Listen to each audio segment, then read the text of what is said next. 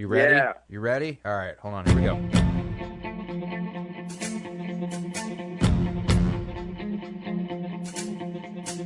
What's going on, everyone? It's the My Aggie Nation podcast. I'm Travis Brown with the Eagle. For there, Alex Miller with the Eagle as well, as usual. We have a special guest today, though. I mean, there is only really one thing that is just rocking the Aggie world right now in a good way, and that is the cover of the Dave Campbell's Texas Football Summer Edition, just filled with the new crew, the Aggie defenders that are going to step up big this year, this fall. And so our special guest is Shehan Jeyarajah of Dave Campbell's Texas Football, who is all behind the scenes of everything going on with the cover. What's going on, man? Hey, thanks so much for having me, guys. Yeah, for sure. Well, so let's get right down to it. Walk us through a little bit of the decision-making process of how Texas A&M made it onto the cover. Yeah, well, honestly, to me, I was surprised more people didn't guess something like this, right? I think that the last couple of years we've been very coach and quarterback centric, so that's probably the biggest part of the reason why. But to me, it was obvious. Not necessarily the defenders, but I thought Texas A&M on the cover was a no-brainer to me. I mean, you look at what they did last year, 9-1, a win in the Orange Bowl. You look into next year, I mean, they're going to be a top 5 team most likely heading into the 2021 season. In a lot of ways, I think that this is their best chance in many, many years to win the conference, to compete for a national championship. I mean, to me, it was a no-brainer, right? And for us, we looked at that team and there were certainly options, right? I think that you could have obviously pointed to Kenyon Green being the best player probably on Texas A&M's roster. You could have pointed to Isaiah Spiller being potentially the first running back off the board in the 2022 NFL draft. But when I look at Texas A&M, it's a story of defense. It's a story of what Mike Elko has done there, taking this defense from being about like the 100th unit in the country, bring them to top 10 in just a couple of years.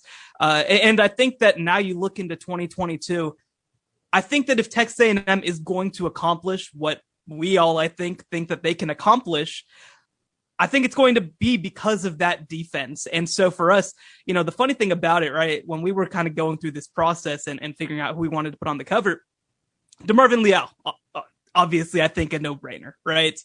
But we actually kind of went to Texas A&M and went to the coaching staff and all this sort of stuff and said, these are the guys we're thinking, but, you know, who would you think? You know, do you have any suggestions, anything like that?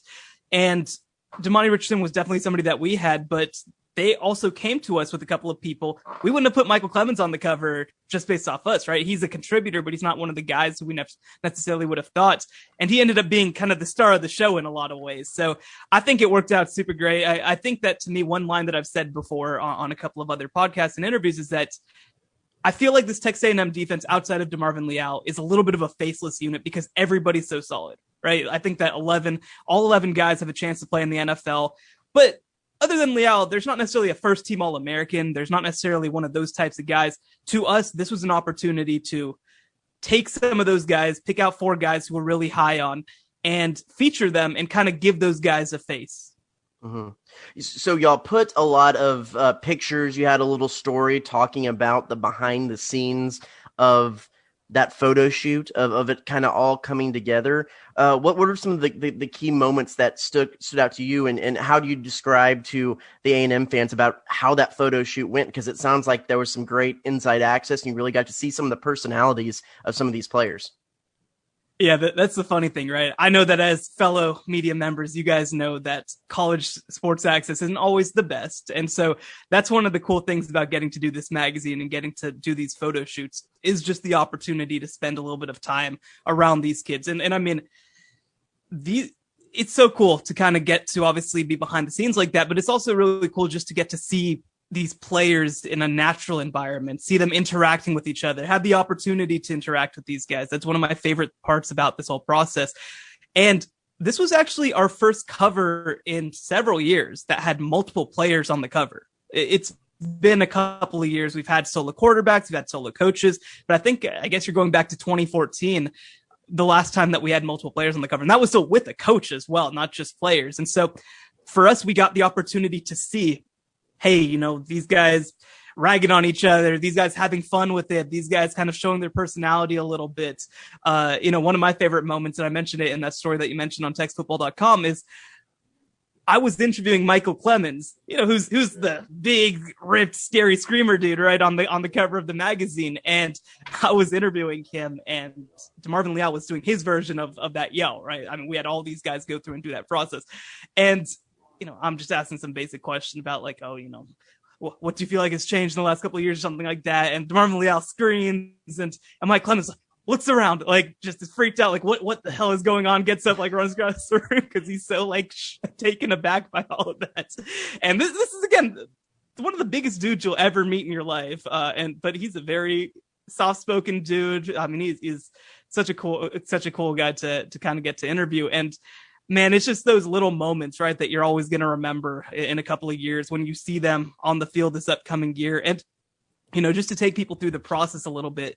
So we set up inside first. We did sort of some studio shots. We were able to kind of get a composite image out of all of them. Because as people can see, I mean, this isn't one photo. This is 4 separate photos that we had put together. We took some photos of the 4 of them. Shehan, Jeyarajah, but we ended up figuring out that the best way to do it was sort of this composite photo. So we took individual studio shots with each of them, with and without helmets on. Then we actually took one group photo, but I mean, it's just hard to get everybody in a studio setting in one shot when you got 4 giant dudes like that. And so then after that, we went outside at Kyle Field and took some photos on the field. There'll definitely be some of those in the magazine as well. I posted some of those also on my Twitter account. And so getting that sort of mix of both of them, of both them in a studio setting and also seeing them on the field, it was a really cool environment.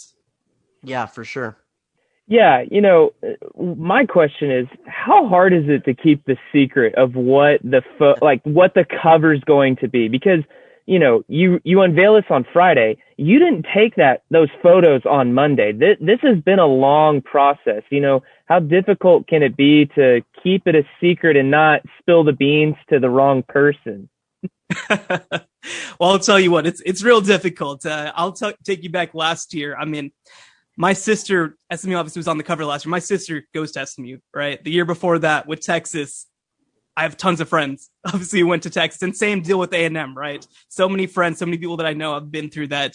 And I mean, the funny thing about it too, the hardest part for me personally is when I'm putting together the main feature, because you have to reach out to people, you have to talk to them. You kind of have to be like, hey, this is a big interview. This is something that, maybe this isn't an interview that you would have been willing to do before, but you might want to do it this time without actually saying it, right? And actually what was funny is I reached out to you, Travis, and asked for Robert Cessna's number. And the reason was that was going to be part of the story. I wanted to get some background for the story. So you have to find a way to do that without also mentioning what it's for, right? I think that RC Slocum asked me, hey, what's this interview for? And I'm just like, it's in the summer edition of the magazine, without saying what exactly it was for. And same deal with Chet Brooks. I mean, Chet Brooks was kind of like, yeah, I don't really like doing media. And I'm like, it's worth it, I promise. Just, that sort of thing.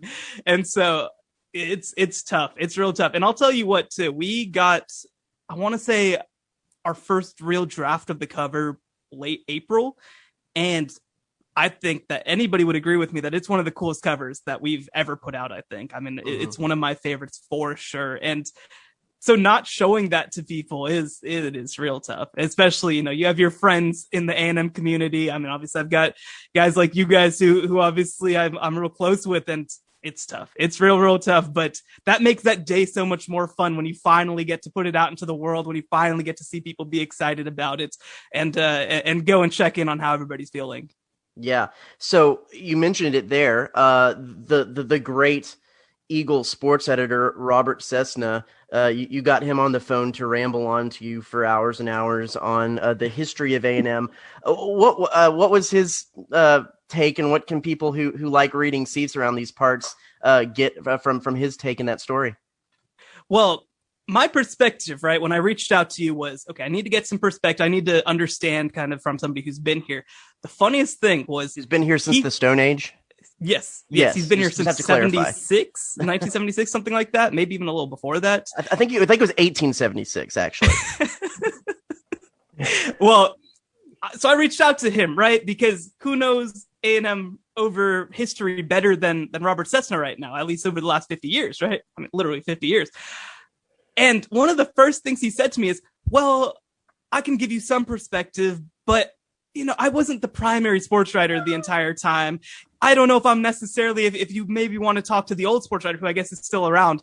And I'm like, Robert, I think you're going to be good. I think it'll be perfectly fine to only get 35 years of primary beat writing experience on the phone. But that was great. But it was awesome to hear about that whole deal and hear about it from somebody who did experience it and who was there, because what I tried to do with this story in a lot of ways was I tried to connect not necessarily what these Wrecking Crew defenses were doing in 1992, but more compare this era that we're in right now to maybe 1985, 1986, right? Where you're at the beginning of this process, where you're starting to see these defenders come through and starting to see these defenses come through, and you're starting to see the beginning of something. That's one thing that I feel like is very important to me. Mike Elko mentioned it last year at the Orange Bowl press conference, but being a Wrecking Crew defense is not about, hey, we had a good game. It's not about, hey, we had a good season. It's about, this is 10 years that we're about to set out on, right? And in some ways, this is calling our shot. And so talking with Robert, one great thing that he sort of mentioned to me was, Lester Hayes was here back in the 70s, right? This is one of the all-time great college football defensive backs, obviously a fantastic NFL player. And that sort of thing really helped set the stage for kids growing up watching players like Lester Hayes play at Texas A&M. And when it came to the mid-'80s, all of a sudden, you start seeing these kids who grew up watching Lester Hayes want to be Lester Hayes at the place where Lester Hayes did it. And I think in a lot of ways, I kind of drew a comparison with Robert's help to Myles Garrett, right? Myles Garrett wasn't necessarily part of great defenses, but he was the guy that like, oh, this is the coolest, baddest dude in football, right? And he played at Texas A&M. You can do it at Texas A&M. And, other things too are just, I think that Robert was great just in terms of understanding a bit more of the Texas A&M fandom, of the Aggie experience, all that sort of stuff. And one big thing for me, and this was a question that I had going in, is it feels like to me as a bystander, as somebody who is not obviously part of the Texas A&M community, that Texas A&M fans really embrace defense. And I've seen in the past year, 2 or 3 that, they had Johnny Manziel, they had Mike Evans, they had all these awesome offensive players, but when they can suffocate a team, it just feels different. And I really got some great insight on that, based on the history with obviously Robert Sesta being able to give some insight on that. Yeah. I think that has kind of been the MO of A&M's tradition, because that's why Johnny Manziel and Mike Evans, I think, were such outliers, because when you look back at A&M's quarterbacking history, a guy like Trevor Knight, who was here for a season and didn't really have a great arm, made it onto the top 20 passing list by the time things were said and done. So it really has been all about defense. Yeah, no question about it. And I think that now you start seeing that come through. And don't get me wrong, I think that Haynes King or Zach Calzada, we'll see what happens. I think that either of them are going to have a great chance to have a fantastic season. There's plenty of offensive talent. And for Texas A&M to be a title team, I think we've seen the last couple of years, you have to have a good offense. But I think that for me, you look at that defense, and that defense is going to set a floor. It's going to mean that, hey, you know what? There's nothing Arkansas can do to get past this defense, right? Maybe, it doesn't mean that you're going to beat Alabama, but it means that you're setting the floor at, we're going to beat South Carolina. We're going to beat Mississippi State, right? Because you have this defense. And so again, the ceiling I think is going to be based on the offense, but I think the floor in a lot of ways. And I personally, I don't want to set the bar too high by any means. I see the floor of this program as this upcoming season. It would be very disappointing to not win 10 games. And I think that because of that, or the reason because of that, is that defense. For sure. I want to shift gears real quick and talk about the secondary cover of the Carthage coach, because I watched the show and I watched the kind of behind the scenes on how that cover was made. And the funniest thing to me was them mentioning how he had his 8 state championship rings and pulled them out of a Walmart bag. That is hilarious. Of all the things that you could carry state championship rings in, this man chose a Walmart bag. Listen, when you've got 8 of those things, I'm sure that you're just like, whatever, that one shit, whatever, I got 7 more of them, right? Like, I feel like, you just walk out of the house and you're just like, I don't know, like, I'll just have someone to carry them. And it's 8 of these things. I don't know. I'm sure I've got plenty lying around the house. Right. And so, no, I mean, that is a crazy scene. And actually in the behind the scenes video up at textfootball.com, Ashley managed to get video of him just putting them on and like trying them on different fingers. Like, oh, this one doesn't fit on this one. I got to move it to this one. And it's crazy. I mean, 8 state championships. For people who don't know much about Scott Surratt and Carthage, I mean, he's a pretty young dude. He's probably only about 50 years old, but since taking over the Carthage program like 15-ish years ago, he's won 8 state championships, which is the most at any coach at any one school, beating out Gordon Brown, one of the great football coaches of all time at the Texas high school level. And so for us, this was not a question of if Scott Surratt is going to be on that gatefold cover of the magazine. It was when. When is that going to happen? And so we felt like passing Gordon Brown and having those 8 state championships at one school, now was the perfect time. And for people who haven't seen the magazine, we really were inspired by that great photo of Michael Jordan with the rings, holding them up against his face. And so there's not many coaches in any sports, in any state, and anywhere, any level of football that can do something like that. And Scott Surratt's one of them. So we decided to have some fun with it. Well, we run out of time here with you, but we want to close out with this, and that is, what is the most rewarding part about this whole process for you and for all of y'all? I know you got it out, you got the reveal, you're on all kinds of podcast interviews, you're on Paul Feinbaum. Most importantly, you're on this podcast. And of course. So what's the most rewarding part about this whole process and everything? I think for me, it's just so much of getting to hear how much this means to people, right? I mean, Dave Campbell's Texas football is an institution in this state, and it's great to hear from Texas A&M fans who are just like, oh my gosh, this is the coolest thing I've ever seen. This is my favorite cover of all time. I can't wait to go out and buy this magazine. It's great to hear, even during that process, from players, right? From those 4 guys on the cover, just talking about how cool it is. Because I mean, I embraced the opportunity to put somebody who is not a quarterback on the cover of the magazine. It's been a little while since we've been able to do that. And, defensive linemen, cornerbacks, these aren't guys who necessarily always get to be on the cover of magazines, right? There's usually such this gravitation towards quarterbacks. And for me, it was cool to be able to do that. And just now, as we put everything out, I mean, I'll tell you what, the month of April for me is a nightmare, a total nightmare, as I have to do interviews, write all the previews for so many teams. I mean, technically I started in February with my writing process, but I'm writing 9 FBS previews. I'm writing, I think 3 FCS previews. I'm writing multiple conference previews. I'm writing the national preview. I'm writing the main feature. I mean, it adds up to more than 30,000 words for one magazine. And most of that is written in the month of April. So to be able to hear from people how much they enjoy it, how much it means to them to receive that magazine, it makes it all feel worth it. And also, I will say too, it's great to hit the month of June, because now I'm going to go sleep for a long time.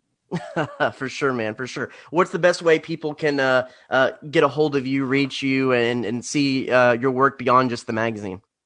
Well, I'll tell you what, let me start with this. If you like the cover of the magazine, which I think it's awesome. I think it's one of the best that we've ever done. Go to textfootball.com/subscribe. You'll get it mailed directly to your house. If you do it before Wednesday, June 9th, which I don't know exactly when this podcast is going out, we can guarantee that it's going to get there before it hits the bookshelves. We might extend it a little bit. We're hopefully going to extend it a little bit longer than that, but textfootball.com/subscribe is going to be the quickest and easiest way to get it there. You can follow me at Shehan Jeyarajah on Twitter. That's ShehanJeyarajah. I know that you probably, it's spelled just like it sounds, of course. And you can find all my work at textfootball.com. Awesome. Hey, I'm going to put you on the spot here real quick, because this is a cool thing especially for our community down here. And y'all might not be doing it, but I know in the past, if you wanted to pick up your copy, one of the coolest ways you could do it was to go to the state 7-on-7 tournament at Veterans Park, because y'all usually had a booth down there. You could buy the magazine. Sometimes there was like a nifty little bag that you'd put it in. Are y'all doing that again? And I think has y'all's partnership with the state 7-on-7 tournament that's here at Veterans Park kind of increased in some ways? Yeah. I'm 99.9% sure that, yes, we will have a booth down there. I know that we've got a lot of staff heading down there, so I'm sure that you are able to go and pick it up. I'm not one of those people. I'm not part of that planning process, but yes, I'm 99.9% sure. Head over to the state 7-on-7 tournament, watch yourself some state 7-on-7, and pick up a magazine. And yes, our our presence in the 7-on-7 world has definitely increased. You can actually go to texfootball.com, find all sorts of info about state qualifying tournaments, find all sorts of coverage there. We're sending down, again, our whole high school staff, which is basically everybody but me, is going to be heading down to the state 7-on-7 tournament down later in June. So make sure if you want to go meet some of them too, they're going to be down over there as well. So again, texfootball.com. Lots of info about the state qualifying tournaments. And yes, we should see you there in College Station. So basically what he's saying is go pick up your copy of the magazine and go pester Greg Tepper, because that's basically what you need to do the whole time that you're there. Listen, the star of the show is Matt Stepp. I don't know what you're talking about. You're right. Well, I just want you to go. I want people to go pester Greg Tepper. You know, Stepp has work to do. You can pester Tepp the whole time. So anyway, no question about it. Hey man, I really appreciate you joining us. Thanks so much, and good luck on that getting all those copies out and celebrating a big cover and a big magazine. Thank you guys so much for having me.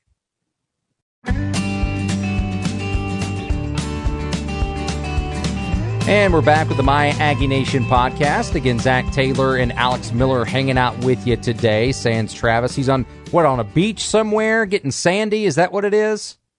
Yeah, and he got like a Buc-ee's tent. You know, he's like obsessed now. As you do. That way you can let everyone know that you have been to Buc-ee's, because if you don't let people know you've been, have you really been? Is the big question. But no, we're happy that Travis is getting some well-deserved time off. Award-winning Travis L. Brown, by the way. Yeah. Don't tell him we congratulated him, but big congrats to Travis, winner of the Celeste Williams Star Sports Reporter of the Year Award from the Texas Associated Press Managing Editors Awards this last week. You know, Travis, he's knocked coverage out of the park. A&M Sports. Not only on the daily grind covering games, writing previews and features, but, tackling COVID-19 issues. Last summer, going out in the sweltering heat to cover protests out at the Sol Ross statue. And, you think about the stuff he's done this year with name, image, likeness, and some of those other things, well-deserved honor for Travis. And we love that he is a key piece to this podcast. Yep, absolutely. So congratulations to him. And as we said, a well-deserved vacation right now this week. But obviously, it is summertime. Things slow up a little bit around Aggieland, especially since the baseball team is not in action. I know that you guys talked quite a bit about the new hiring of Jim Schlossnagle last week, or that was leading up to, I guess, the formal introduction of Schloss as the new head baseball coach. But I mean, football, we've got camps going on. There's all kinds of players coming into town. So it's not as if action is completely stopped around Aggieland. Right. Yeah. There's a lot of buzz, and, we'll get into that in a second. Zach, couple of things I want to ask you, just kind of maybe your thoughts on what you thought of the Dave Campbell's cover that is, with featuring the A&M defense. Yeah. Interesting that I guess when you think about the stalwarts, I guess, or the guys, the veteran players that are coming back for Texas A&M, it is on that defensive side. So featuring those guys wouldn't necessarily be a surprise if you're looking to feature someone for A&M. It is kind of surprising because in the past, Dave Campbell's has put a new head coach up there.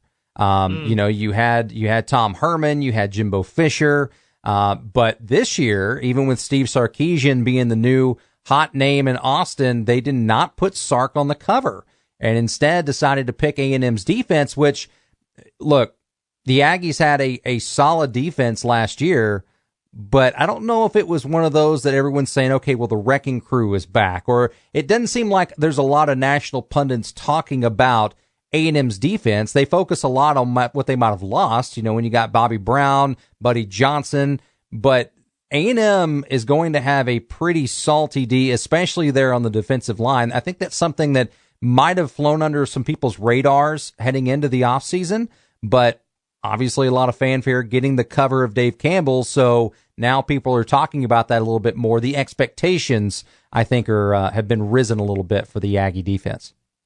Yeah, I think they hit it getting to Marvin Leal on the cover, but, a guy like Michael Clemens, maybe guys like Jaden Peavy, guy who came back for a fifth season, even a player like McKinley Jackson, who, was kind of a key backup last year at defensive tackle. There's going to be some names that I think surprise some people and pop on pop on the radar once the season begins, especially on that defensive front, like you said. Kind of your thoughts too, just on the Jim Schlossnagle hire. It was kind of something that seemed like was a no-brainer, but now that it's official, what did you think of it? Oh, I thought without a doubt it was a no-brainer. You got a guy that obviously has a lot of ties to recruiting in the state of Texas, has gone into Houston and recruited quite a few guys. I actually asked him in the post, it wasn't a press conference, but the post unveiling event that they had for him last week. We got to meet with him afterwards, and I asked him about recruiting Houston, and he said, hey, why would you start anywhere else? Yes, there's talent everywhere, and that's what we want to go do. We want to get the talent everywhere, but we're going to start right in our own backyard. He's had plenty of players that have played for him at TCU that have come from those areas, and even here in Bryan College Station, for that matter, and he's a proven winner. And if you're in a situation like A&M, if you can't beat them, you hire them because you had the money, you had the facilities, you have the ability to do that. Whereas maybe in past years, they might not have had that. Before the pre-SEC years, they might not have been able to do that. But to me, it just made sense. It seems like he's a good culture fit. I don't know if you really talk about cultural fit a lot when it pertains to sports outside of football, but I think that he is a good cultural fit for Texas A&M, the area, and as I said, he's a proven winner. So can he do it? Can he have this kind of success without Kirk Saarloos, who, by the way, was recently named the new head coach for TCU and had been with Schlossnagle since 2013 as the pitching coach and recruiting coordinator? So, talked about the recruiting side of things. Not saying that Schlossnagle was not heavily involved. He says he was, but you have a recruiting coordinator in Kirk Saarloos who's not coming with him. So, will that have any kind of effect in the bidding wars, so to speak, for getting the best recruits? But to me, yeah, it was a no-brainer.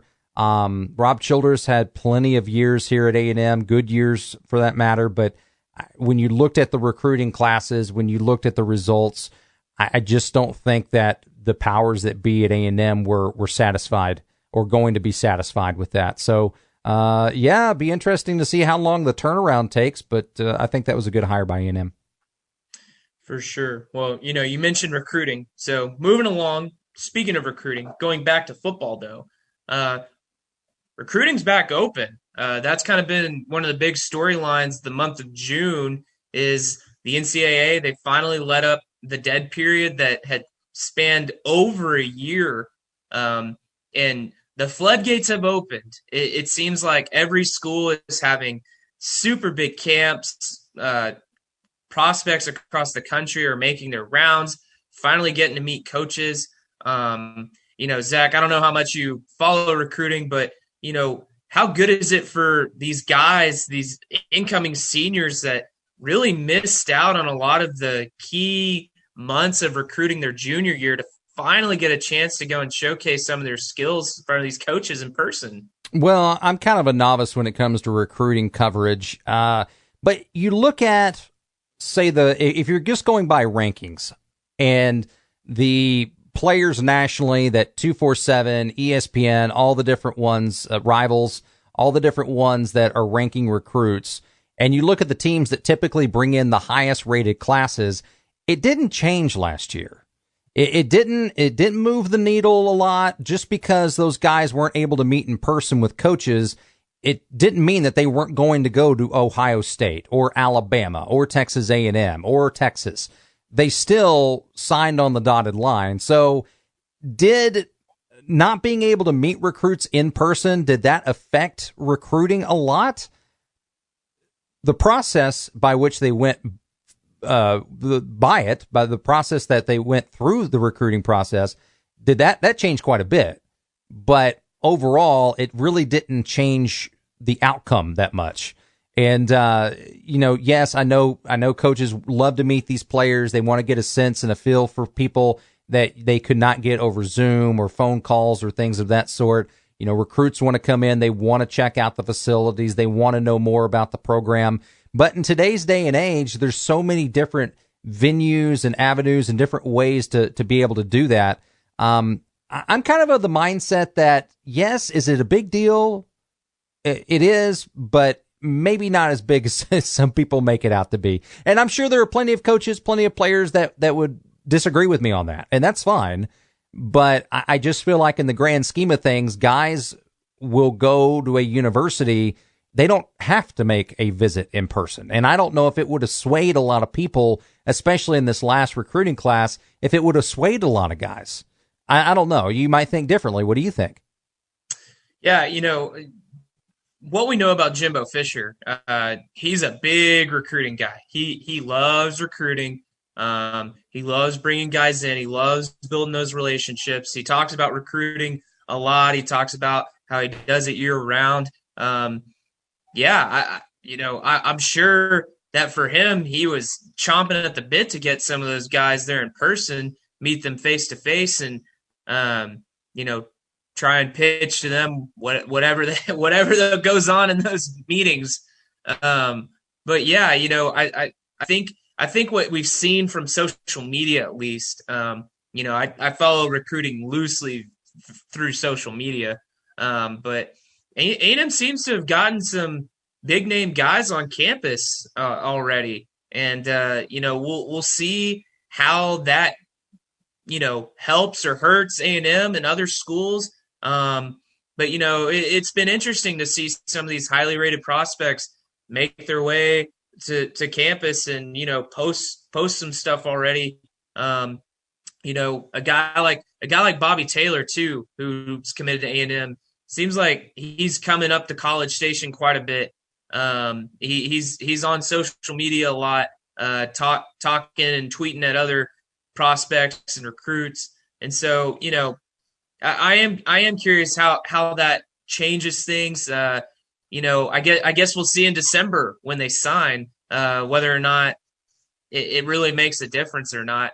But it's crazy to see just the volume of people that are coming through all these different schools. I read a story on The Athletic of how SMU up in Dallas held like this mega camp with just hundreds of prospects and like dozens of schools out there. And so, kids who have flown under the radar finally getting a chance to be in person in front of these coaches and picking up offers that they didn't have before. I think to your point, Zach, for the big name players that are the highly recruited guys, it doesn't necessarily affect them that much. They've already been sought out. Their names are known. It's for the guys that are the 3 stars and the 2 stars and the guys from the little towns that show up at camp, make a few head turning plays, and they're like, well, wait, who's this guy? Like, we might know his name, but where did he come from? And is he a guy that we want? Yeah, and so, that's a good point. I'm curious how maybe some guys that, names that you haven't really heard, how do they pop up toward the end of the summer and through the fall? And, recruiting these days, it seems like by the end of guys' junior year, a lot of these big name guys, like they've already been funneled down these are the guys that are going to the big schools. Maybe they don't decide until signing day, but it's not like the old days, me acting like I know what the old days were like, but from what I can tell, fax machines. Yeah, fax machines and guys that are getting recruited as seniors. I think we're going to see a lot more seniors be recruited this year. And so I'm curious how that will all play out as the months and weeks go along. Yeah, no, I mean, and that was a really good point that you made about the guys who might not be household names getting seen in person. And there is something to be said for seeing a prospect in person, seeing what they can do on the field right in front of you versus highlight tapes, game film, that sort of thing. So, and also too, I think a big part of it is just a return to normalcy, because it's been a difficult year for everyone in a myriad of different ways. Obviously, in the sporting world, not having these guys there, not having as many fans in the stands, all of it. I mean, just being able to say, look, we're kind of going back to what we've normally done. Now things are getting better. I think that is a kind of a sigh of relief for a lot of coaches as well. But yeah, no, as you mentioned, there is a lot of positives, a lot of things that coaches enjoy and like, and recruits for that matter too, about being in person. For sure. Well, before we go, one thing that happened last weekend, A&M women's track team, they finished second at the outdoor championships. And, I think that might be the last time we see a thing Mo race for the Aggies. There's a good chance that's the case. And if so, I mean, phenomenal freshman year, and she's got a bright future ahead of her in her running career. Yeah, it's amazing what she did. It's amazing what Tyra Gittens did. The other thing, too, the interviews that we've had with those two ladies and when they've gone on the national stage and done interviews, following the national championship last week, it's amazing at the maturity that both of them have. And I'm thinking of myself, of course, which probably is a bad litmus test because of the immaturity that I possessed at that age. But the fact that they're so comfortable in front of the camera, I mean, it's all of the above. They can get it done out on the track, and they can get it done in front of the camera as well, and the media availabilities. And it makes you think, hey, these would be great representatives for their respective countries. And I think Mo, insane what she did as a freshman in setting all of these collegiate records, and the sky is the limit, as they say, for her and Gittens as well. And I mean, not to overlook a lot of the other competitors and athletes on that team. And then for the guys, the guys finished sixth, which I get you don't get a medal for that, but the fact that they were there competing against all of these other great athletes, Devon Achane, which is a name that everybody watches football knows now. His breakout performance against North Carolina at running back, he is a tremendous track star as well. So, overall, Pat Henry getting it done again. What else is new? For sure. Well, Zach, I think that's all the time we've got today. Guess we'll be back next week, unless you got anything else. No, that's all I got, man. I just hate to say goodbye. It hurts.